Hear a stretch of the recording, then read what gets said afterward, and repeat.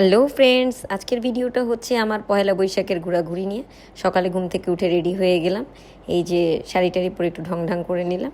তারপরে নিজের বাসার বেলকনিতে এসে নিয়ে নববর্ষের দিনের সকালটাকে শুরু করলাম, উপভোগ করার চেষ্টা করলাম যে বাংলা নতুন বছরের প্রথম দিন। তারপরে চলে গেলাম বর আর বাচ্চা নিয়ে মেলা দেখতে। পহেলা বৈশাখ হবে আর মেলায় যাওয়া হবে না, এটা তো সম্ভব না। তো আমরা চলে গিয়েছিলাম হচ্ছে পিঙ্ক সিটির অপোজিটে গুলশান 2-এ যে মেলাটা হচ্ছে ওখানে।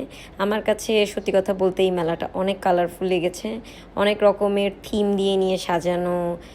এখানে অনেক রকমের ছাতা দিয়ে, তারপরে রং বেরঙের কাগজ দিয়ে, ঘুড়ি দিয়ে, মানে আর কি পুরোপুরি বাংলা থিমগুলোকে ইউটিলাইজ করে নিয়ে আর কি খুবই সুন্দর করে নিয়ে এইখানটায় এই ডেকোরেশনটা করা হয়েছে, একদম গ্রাম বাংলার মেলার মতো। তো আমি হচ্ছে প্রত্যেকটা জায়গায় ছাতার সাথে, তারপরে হচ্ছে রং বেরঙের কাগজের সাথে, প্রত্যেকটা কিছুর সাথে অল্প অল্প করে স্ন্যাপ নিচ্ছি এবং ঘুরে ঘুরে দেখছি যে এখানে ঘুড়ি ছিল।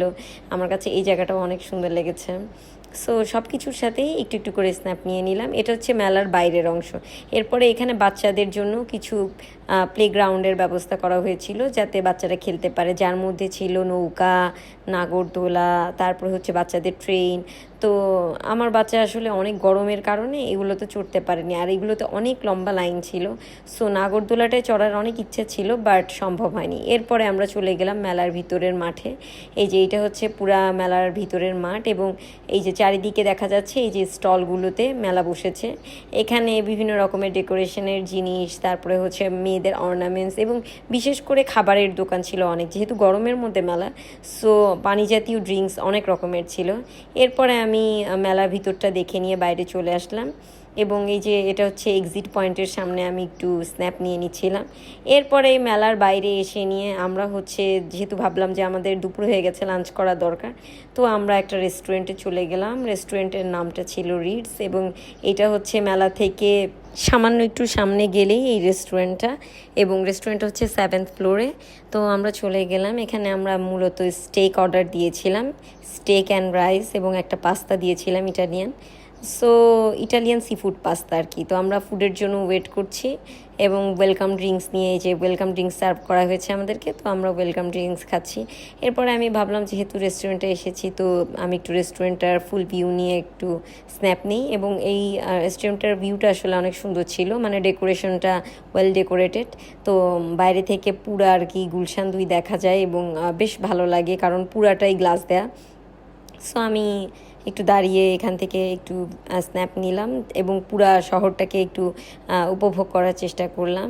এটা হচ্ছে ইনসাইডের ডেকোরেশনটা এই রেস্টুরেন্টের। তো এই তো এইভাবে ঘোরাঘুরি করতে করতেই আমাদের ফুড আসার টাইম চলে আসলো। তো আমি আবার এই যে একটু হেঁটে হেঁটেও স্ন্যাপ নিচ্ছিলাম, যে সব সাইড থেকেই নেওয়া উচিত, যে প্রত্যেক সাইড থেকে আর কি রেস্টুরেন্টটা দেখতে কেমন লাগে। তো রেস্টুরেন্টে আমি অনেকগুলো স্ন্যাপ নেওয়ার পরে আমাদের ফুড এসে গেল, এবং এই যে আমরা ফুডের জন্য বসে আছি। আমাদের স্টার্টার দিয়ে দিয়েছে, তো স্টার্টার খেয়ে এখন মেইন কোর্সের জন্য, এই যে স্টার্টার, এখন আমরা মেইন কোর্সের জন্য ওয়েট করছি। যে মেইন কোর্সটা আসলে, আমার বাচ্চা তো আবার একা একা খেতে পারে না, সো ওকে আমার সবসময় খাইয়ে দিতে হয়। তো আমরা ওয়েট করছি, এবং আমি একটু আমার বরকে বাচ্চাকে নিয়ে স্ন্যাপ নিচ্ছি।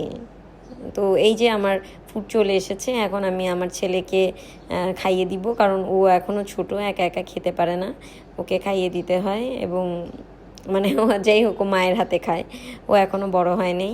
তো আমি ওকে খাইয়ে দিচ্ছি এবং নিজেও খাচ্ছি। আমরা দেখা যায় আমি আমার বাচ্চাকে নিয়ে গেলে সবসময় একসাথেই খাই একই প্লেটে। তো এই হলো, তারপরে খাওয়া দাওয়া শেষ করে নিয়ে এই হলো আমার আজকের পহেলা বৈশাখের ঘোরাঘুরি।